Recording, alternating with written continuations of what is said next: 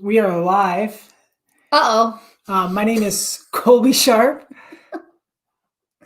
I'm Alaina Sharp. and we are the couple here that does the Partially Proficient podcast.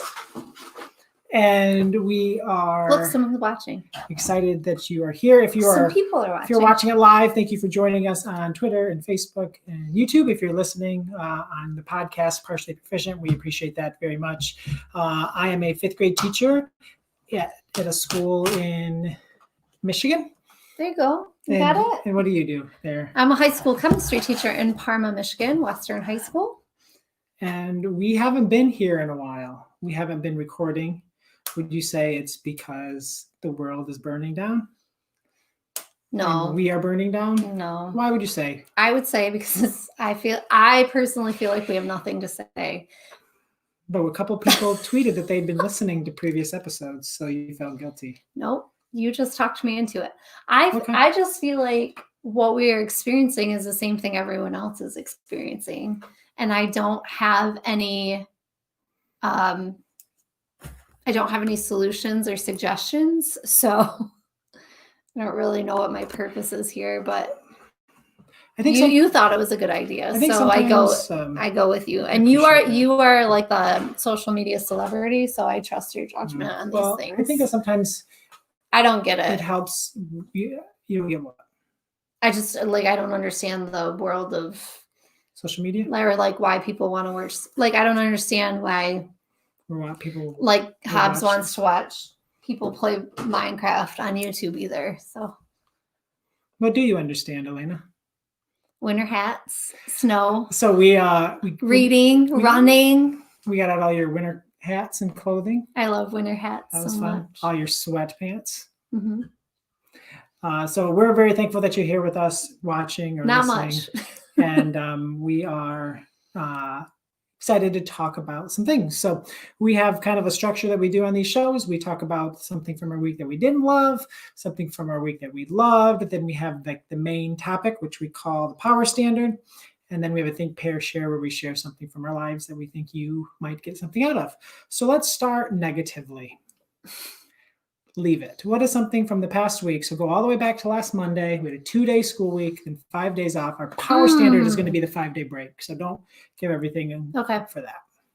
My leave it is with the move to all virtual and hybrid also, is the need to rethink assessments. And I have been rethinking assessments, but I definitely have a long ways to go. And how do I know what students know in a way that is meaningful to me? So I actually know accurately what they know and not what they know and their friend also knows, that is fair for kids who are in person and at home, and is realistic for me to assess in a reasonable amount of time. And I just haven't found that golden nugget yet. So I gave an assessment on Tuesday before break, which I'm not sure was the best idea. And I'm also not sure how much I really learned about what students know. Just why we give assessments. Right. So in this new environment, it's taking some work, and I feel a little bit like I'm floundering around with absolutely no idea. And I love the idea of project-based learning, and I love the idea of authentic assessments. I love all of that, but I also have a finite amount of resources and time to devote to those things. I have kids in all kinds of different places, ability-wise. It just gets to be one of those things where I start to hyperventilate if I think about it too much. And so the first thing that I do when that happens is that I just take a break from it, right? Well, if you take a break from it enough times, you don't ever get anywhere. So my progress is slow. So my leave it is, I don't know if it's leave it as, don't leave it where it is. Okay. Leave what I have right now, continue to grow and experiment. What have you gained from the assessment that didn't go well? Have you thought? I don't think that it went poorly. Okay. I don't think necessarily that it went poorly. it wasn't an abysmal failure. It was just not yet where I want it to be. So you don't feel like you're getting the information from an assessment that you normally get. No. I think I do. I think it's just as good as a regular, but I mean, because of the way that it was done. Well, we need to ask kids to do things differently anyways. There is no point in them memorizing, the formula for the half-life of a radioactive nucleus. Like, I don't care. I don't care if they know that. I want them to be able to use it and understand what it means and apply it. Because we live in a different age than when we were in school. Like, we don't have to have things memorized because it's easier than going to the reference book and looking it up. We need them to be able to use it and be creative with it. So I don't know. Yeah, I'm just kind of stuck. Projects take a long time. You have to give them a long time. And then, to know what they really get out of it. I feel like in my mind anyways, I tend to stifle creativity when I do that because I rubric them to death, or they have to have X, Y, and Z, and then they can't be creative with it. And if you let them be super creative, then you're like, well, did they really learn what that was? Or did they just make a really nice picture of it? Like, it's so hard. The bottom line for me is to just keep growing and to keep trying different things. Maybe there isn't the perfect solution, especially maybe right now isn't the time to be judging that. One thing that I think that I've always done retakes, since almost the beginning of my teaching career. And one thing that I'd like to do with retakes is almost like I have a lot of students who don't want to do like face-to-face Zooms with me. High schoolers are very reluctant to, at least my high schoolers, who I feel like I have really good relationships with. A lot of them I've had 2 years in a row now. So we have good relationships, but for whatever reason, they still feel really uncomfortable being anything other than a black rectangle on Zoom. And just to, even though they're not, like, this is not a class-wide thing. That's more of like a one-on-one or a Q&A drop-in. But I'd like to start doing things more of like conversationally, like, hey, can you tell me what you did wrong here? Or in this situation, explain to me what you would do. You don't have to necessarily do all the calculations all the way out, but just walk me through what you would do. But again, if every student wants to retake, that's 160 minutes. Even if I spend 3 minutes with a kid, we're talking about 480 minutes. It's a lot of time. And just to kind of give you some context, we're doing like this high flex model this year, I think that's what we call it, which means that some kids are learning at home, some kids are learning virtual, but right now no one is learning in person. We're all virtual. Right. But under normal circumstances, students and their families would be allowed to choose whether they come to school face-to-face or whether they stay at home. And there should be no difference in our instruction for either group. But things have gotten pretty crazy here in Michigan. So yeah. So we got put in timeout. Yeah. Yeah, we did. So currently all high schools in Michigan are closed for in-person learning until December 10th. And our school chose to close our middle and elementary schools as well until December 3rd, because we had like a whole bunch of kids in quarantine and teachers in quarantine and classrooms in quarantine and all kinds of quarantining going on. So we decided to close that down. And I head back to school in person as a 5th grade teacher on Thursday of this week. And just to, I'm sorry to change the subject. Like, assessment, I switched over to my own personal version of standards-based grading quite a while back. So I very much believe I want a student's grade to show what they know about chemistry, even though if that sounds kind of harsh, like I have some students who try really, really, really hard, and they get D's, or some students who don't have to try very hard and get A's. And, my goal is then to challenge them. Right. But so I have a ton of formative assessments, and I feel like I have a really good heartbeat on what students know and do not know based on those formative assessments. But I'm having trouble with, we have to have data and summative assessments. Like, how does that transfer over then to their summative? And that's when students get hyper and test anxiety and, just a whole bunch of complications with, texting their friends about their test and like, I don't know, and it's just tricky. silly. And of course, like they're high schoolers, so like, of course they're going to do that. Yeah. So I'm just battling with that. Like, how do I show like this is what they know? Maybe I just take some of their formative assessments and I say, I don't know. Anyways, it's a leave it, as in don't leave it here. Keep growing, keep working on it. I guess my leave it is the back and forth from in person to having to go all virtual has been really hard. This is the second time we've had our entire district closed for in-person learning, and we're heading back. But I think many people believe the way the Thanksgiving seemed to go, for that we might not be there for very long. And it's been hard. I've talked to multiple people in our district who have said that the going back and forth is really hard. Oh, yeah. And talking to teachers who have been virtual the whole year, they just have, it just seems like it's going pretty well because they've been able to do one thing in one job. We just think back to our Harry Wong days. For those of you who are old enough to remember Harry Wong, like that doesn't stop just because you're online. So like there are different routines and procedures, but there are indeed routines and procedures. You just establish them online, and we can't do that now.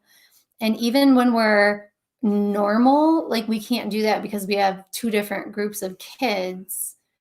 And it's really hard to establish the routines and procedures, especially with that group we don't see face to face, because you've got a group of kids in front of you that you're trying to do that with. And then when they go online, then you have to start all over with routines and procedures for them.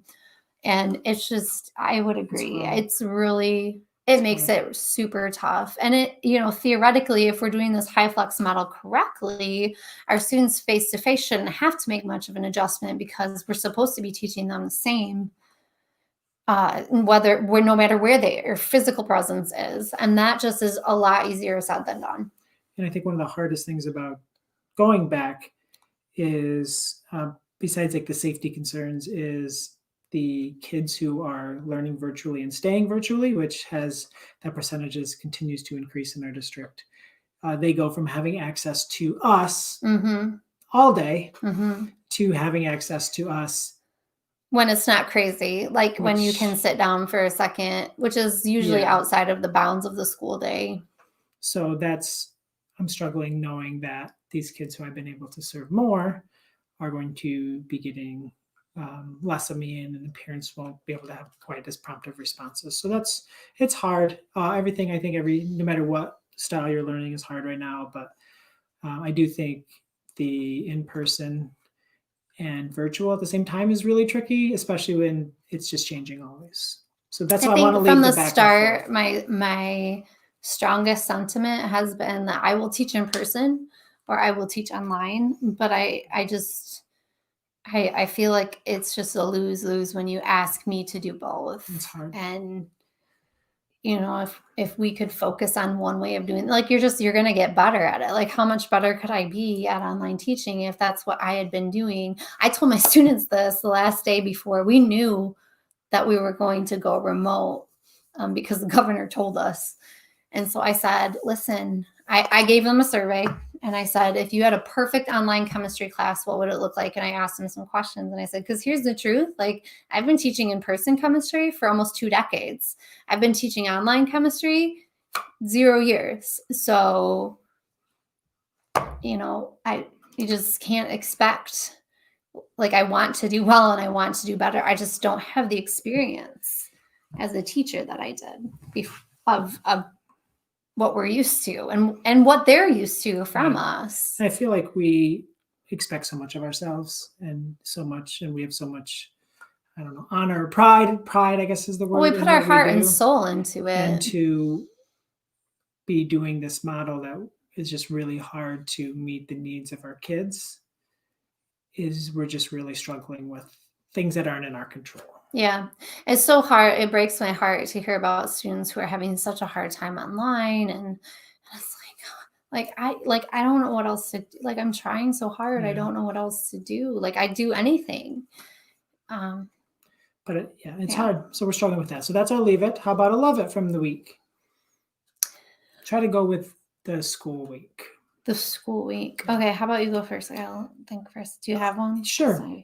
I have been having a lot of fun with our Zoom meetings every day. Most of my kids are showing up and we're having a lot of fun. And there's just a lot of like joking going on and more kids are talking. And one day we did wear your favorite shirt day. And then we did like hat day. And tomorrow's going to be a show and tell. So we're trying to have some fun with it. But I think the kids like that half hour that we have towards the beginning of each day. I hear a lot of laughter. It's fun. Yeah. Our daughter is in my class and she doesn't always come to my Zooms. That hurts my feelings because she's in the house, but she's got stuff to do. How about a love it from your Monday? Okay. I'm going to do a love it that maybe will help some teachers out there, especially. So I have a lot of students who, again, would prefer not to get on Zoom to ask questions. They like to email. They don't want to show their face necessarily, or they turn in something and they do that thing where they write stuff on there. Like, I don't know how to do this, or I'm so confused.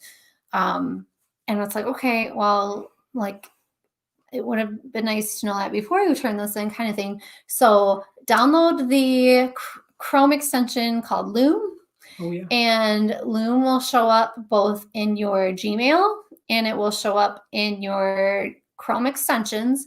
And I have found this to be miraculous. So when you have a student who does that or who asks you a question that it would take you 80 lines of an email to answer, you just click on that little button and I show their work or whatever, and they can see my face and I say, hey, so-and-so, so this is what I saw you doing. You did everything right except for this one step and you've got it flipped around and that's because blah, blah, blah, blah, blah. Okay, so I want you to try it again and turn it in. And instead of turning it into Schoology, just email it to me so I can check it. And then you copy the link and you send it. And that has been not only a huge time saver, but I feel like it really builds that relationship piece because they see my voice or they see my face, they hear my voice. It's one of those things where like they know I'm looking at their stuff. Sadly, I think a lot of my high school students, like their stuff isn't even getting looked at. I'm sorry to say that, but I feel like I'm not looking at everything. You can't look at everything. That is true. And I'm not trying to bash people, but I feel like they're surprised sometimes, like when I see their little notes on there. And I just, like I saw that you said you were confused on this. So let me talk you through this. Or like some of them will say, don't know if I did this right. Ha ha ha, LOL. And I'll be like, yeah, you did it perfectly right. Like give yourself, and this is where I can be like, have some confidence. You're doing fine. Just do it a few more times so that you feel good about it. Or here's a video that explains it a little bit more. From a different perspective, if you want to hear a different voice explain it. So I have found the Loom extension to be incredibly helpful. LOOM, like a sewing. LOOM. Yeah. And like I said, it saves me time. It makes me feel really good because I can quickly respond and give feedback. And even though they don't want to show me their face, they get to see my face. And I can do that throughout the day, just like instantly. So yeah. Also, high schools are, many of them, I don't want to say all of them, not too quick on the email. I can't tell you how many shoulders I've looked over with like 12,000 unread emails. So that's a lot. Yeah. Yeah. I think one thing, this is not on topic. It's okay. But it makes me think of like the leave it. One thing that I'm struggling with the most this year is the autonomy. Like I've always just kind of been able to, like my principal has let me do my thing. Like I have had just choice to do. And then when parents have questions, like I know my answer because and I have control over what's going on. But sometimes I have to answer and I just don't have the answer. Because I didn't create the system. Because he's only doing, because the 5th grade teachers are divvying up all the subjects. So he's used to doing all of his subjects that he teaches, but now he has content that his kids are getting that he didn't create. Well, not only that, because another 5th grade teacher created it. But also the platform we're using. Yeah. We're delivering things. Yeah, it's really tricky. So yeah. Now to the main event. The power standard for this week's topic is a 5-day break that we had. Would you say it was the most needed break you've ever had as a teacher? Ever. In my whole life. So we got Wednesday, Thursday, Friday, Saturday, Sunday off. And we made the decision as, I guess, the heads of the household to not go anywhere or do anything for Thanksgiving. We chose to stay home. No people. And no other people. Would you say that were you at all surprised how, I mean, we love our family, but it was really nice to just not have any to like clean or oh my be gosh. responsible, or I love your family if you're watching, I'm sure. I was shocked. I don't ever want to host anything ever again, but maybe that's just kind of the exhaustion, the mental and emotional exhaustion we're feeling from living through a global pandemic. It was so liberating. It was so great. And again, no offense to family out there, but geez, it was amazing. Not only did we do that, but we consciously, Colby and I both took email off of our phone. We both left vacation reminders on our emails on our computer, and we both promised each other that we would not do anything school related until Sunday night. I didn't do anything Wednesday, Thursday, Friday, Saturday for school. That's what I just said. Yeah, I mean, but we really didn't. Like, I didn't just like say we were going to not do it, and then we did a bunch of school stuff. Like, we really didn't do any school stuff. No, we really didn't. And it was amazing. Yep. I did check my email tonight, and it was significant, but it wasn't that bad. It was manageable. There was nothing that the world ended because you didn't answer it on Friday? Oh, definitely not. No. So that was a really good decision. It just felt so like a weight had been lifted. We just enjoyed our kids who I feel we have been neglecting and just poured all of our time and energy into them. We rested and we were lazy, but we took care of our home and we took care of our bodies. We ran every day. I meditated. We took care of our house, but not like the stupid stuff we do if people came over. Like, we did stuff like we organized out closets that have been driving us crazy and stuff like that. Like, no one would notice if they came over, but made us feel better. So we took care of us, and it was great. The only place we went was to a tree farm to get our Christmas tree. Mm-hmm. Outdoors, socially distanced, masked. So got us a Christmas tree. That was really nice, and it was really nice to focus. It was amazing, and I will be perfectly honest with you. Like, I'm freaking out about tomorrow. Like, I'm really sad. I'm really grieving. Oh, about the time, yeah. I knew this was going to come, and I knew it was going to be super fast, but it never ceases to amaze me how fast it comes and how hard it is. Yeah, we're not really. It's going to be hard. So as it was the most needed, it is also right now the most difficult looking at going back. Yeah. I do feel like since we're both virtual tomorrow, it's a little easier to go back tomorrow knowing you don't have to be on with all of the kids early in the morning. So that maybe is a little silver lining. Yeah. Can we go through each day of break? Do you want to? Yes. Wednesday, we didn't do anything. Would that be fair to say? We bought like a few groceries and did grocery pickup for Thanksgiving. I am not a pre-Thanksgiving dinner prepper. I know a lot of people are posting pictures of like they were getting things ready. Like, that's not me. Nope. No, I buy the Bob Evans mashed potatoes. At least I did this year. Not when people come over. And I make like the minute stuffing and Bush's baked beans, vegetarian. Bush's baked beans. First year of 3 vegetarians in the house. We had 3/7 of us vegetarians. So we had the corn tofurkey roast thing. I did make a smaller size turkey for the rest. We bought pumpkin pie from our local brewery, which was amazing. And our local grocery store. Yeah, we actually had 2 pies because Hobbs wanted one for his birthday. And I didn't do any prep work. We made everything that day. We made deviled eggs that day. But we didn't prep anything ahead of time because that's not how I roll. And Thursday morning. And even better, we didn't really clean a whole lot either. Well, I cleaned out my closet. Thursday morning, we got up and ran a race, the turkey trot. We did. It was like only the second race in our county this year, and they did a nice job with like a rolling start. Super socially distanced. So that was really fun. Safe. And we did that, and then we got home before even any kids woke up. Our daughter was there in our bed. We moved her down in case the little boys woke up. So we ran a race. That started was really early. It was 7:30. Yep. And then we did our Thanksgiving thing, and then there were naps. And then we watched, did we watch a movie that night? We watched, Home Alone. We watched Home Alone. So it was Thanksgiving. And then Friday was Hobbs's birthday. Was our second to youngest son's 6th birthday. So we celebrated him that evening. Well, all day. Yeah. We let him it was like his day. You want to play video games? Yeah. You want to build Legos? Yeah. That was a good day. And then Saturday, we got our tree. Yep.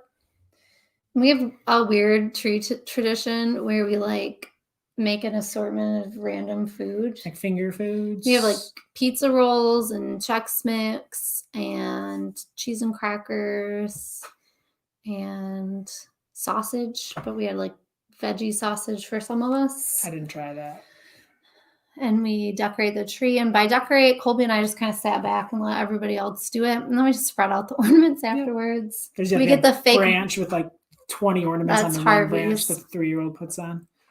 We get the fake bubbly for the kids. They love it. And then we watch. Super fun. And we always watch Elf afterwards.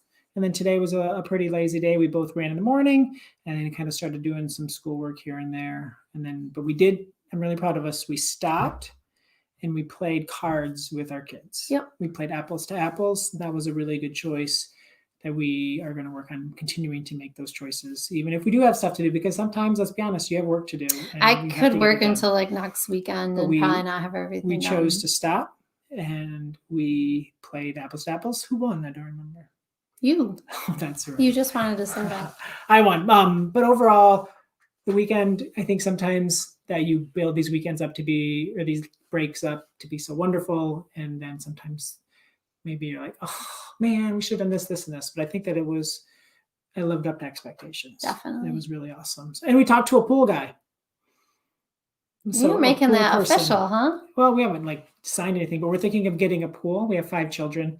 And it's hard to like go a bunch of different places with 5 children, and they have stuff in the summer. Also, not really fun all the time to go places with 5 children. But we're thinking. Let's be real. It's a lot more fun to just go places the 2 of us. We're thinking of getting a pool.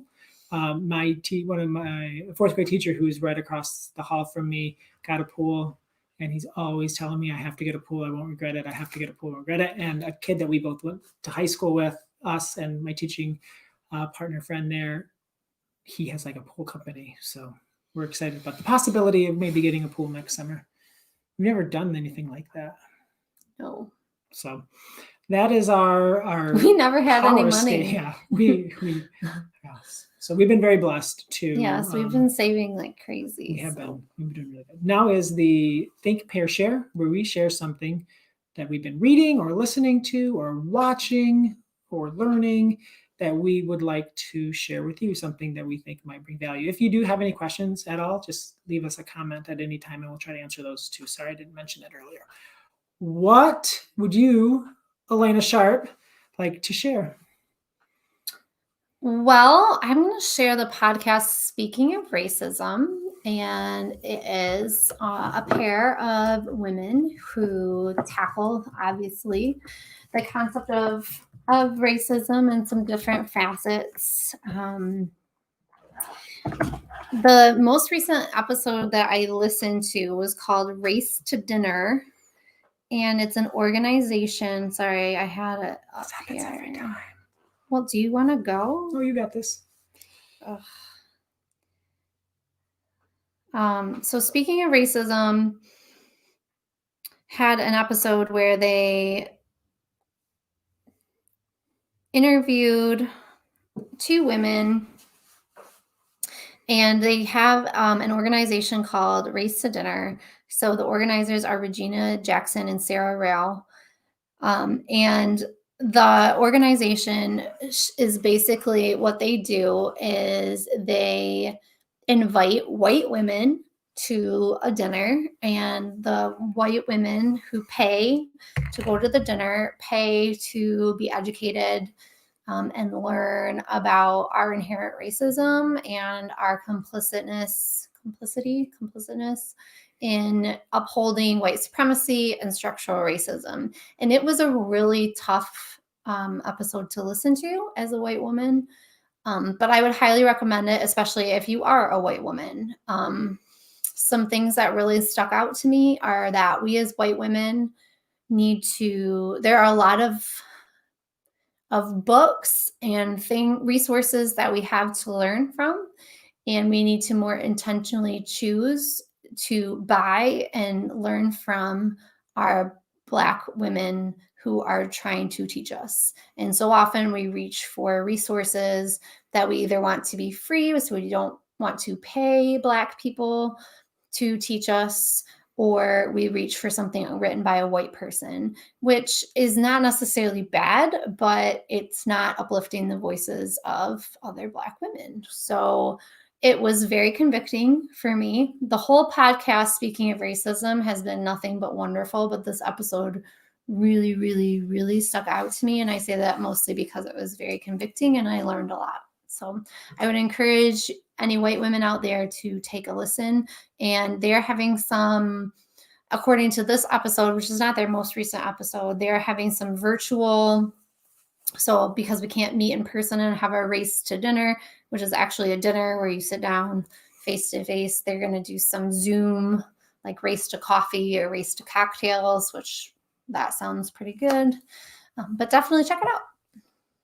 Speaking of racism, really quick, if you are watching this live right now, or if you are listening to this on your favorite podcast player, let me know. Tag me or tag Alaina and let us know, when you discover a new podcast, how do you listen to it? Because I listen to the most recent episode and then go backwards. Alaina starts at the beginning and then goes forward. So she goes back in time to present. It just blows my mind. I can't do that with like the ones that have like a million episodes necessarily, or like, yeah, but like if I can, I start I feel like it helps me understand like who the hosts are and like where they're coming from, if they have an agenda. Cause like, let's be like, some of them, like Beyond Prisons has an agenda. It's prison abolition. Like, so it was good to know that at the beginning. Every place that they're coming from is for that, right?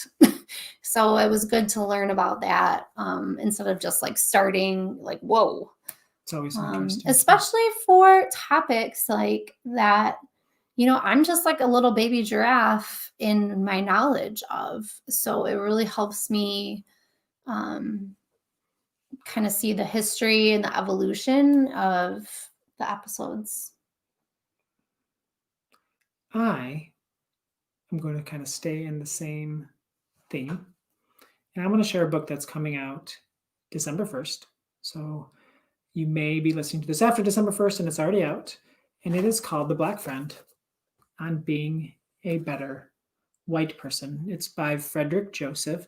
And you could follow Frederick Joseph on Instagram and Twitter. He's got over like 100,000 followers. Like he's just been blowing up because he is so amazing and fantastic. And he has so much to educate us on. Like Alaina said, we should be buying their products. We should be supporting them financially. So buy The Black Friend from your favorite independent bookstore. Black-owned bookstore, if you can. Black-owned bookstore, we recommend. Shout out Brain Layer. Brain Layer Books out of South Bend, Indiana. But please, please, please check this book out, The Black Friend. You won't regret it. It's by Frederick Joseph. He is an amazing voice. It is a book that, as a white person, it was captivating to read. It was fascinating to read. It was also very hard at times to read, but I learned a lot and I'm excited. I think this is like the book that needs to be read, especially at high school book clubs and high school groups. You know, we have a lot of mostly white kids reading books by mostly white people in our schools. And, you know, if you keep doing what you've always done, you're always going to, you know what I mean, get what you've always got. So how does that go? Yeah. Something like that. It's like you can't hope for different results if you're going to do the same things. So maybe we should read books like this. The Black Friend. I think that the world would be a better place if we did that. And I think just coming into that, knowing that you're going to have these instances where like you bristle a little bit, or you're like, well, not me, or you're like patting yourself on the back, well, like I don't do that. And just really being conscious of that and sitting with what you're hearing, instead of immediately getting defensive or praising yourself or comparing yourself to whoever it is that they're describing, just kind of sitting with it. That was really, really hard for me. But I think it's really important too. Humbling is a word I would use. I think it's an interesting. Humbling and educational. I think you and I are careful. We don't want to, like, I guess, overstep our bounds. Like, we are the students here and we have a lot to learn. For sure. But also you don't want to just like consume all this information and not do anything. So it's hard for me, being very concerned that I'm going to often say the wrong thing. Mm-hmm. And you have to you've said this, you just have to be okay with knowing that you are going to say the wrong things at times. And when you do, own it and apologize for it and try to be better, do better, know better, do better. So we have a long ways to go. And I think that we're trying to get there. Mm-hmm. So yeah. Anything else you want to add? No. I want to shout out the Intersectionality Matters podcast one more time, because if you are not listening to that podcast, it is my favorite and it has changed my life. And that one you could definitely start at the beginning. And they have these just incredible panels with these brilliant people. And I don't think I've ever learned so much in my life as I have from this one podcast. Intersectionality. So I would talk about that podcast every week. But Colby says I have to talk about something else sometimes. So well, thank you so much for tuning in to this episode of Partially Proficient. We hope that you have a great week and that you stay safe. My name is Colby Sharp. I'm Alaina. Bye. Bye, everyone.